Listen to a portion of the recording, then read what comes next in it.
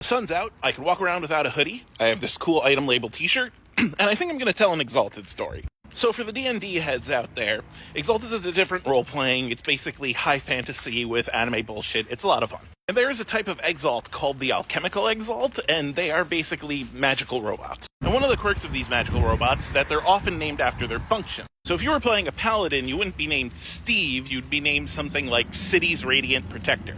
Anyway, this brings me to my favorite alchemical that I have ever seen, and his name was Kill's Rest of Group. This guy was made of soul steel, which was a type of metal that literally wails with the cries of the damned. He had a set of canonical in-game abilities that let him shoot flaming mind control snakes out of his eyes, attach to other people, make them walk up and like a zombie say, "He's my best friend," and then their heads explode. And his entire concept was, he was the nicest guy you have ever met. Like, this all started as a joke. Like, wouldn't it be funny if someone's name was Kill's Rest of Group? It's kind of, being really obvious what's going to happen. But we found an interesting story there. Dude was built for assassination and espionage and war, but he was defective. He abhorred violence. All of his charms, all of his abilities were made for violence, and he hated it. And he also didn't really understand emotions all that well. So he always had this big fake smile plastered on his face. And whenever the party questioned him about, the possibility of betrayal,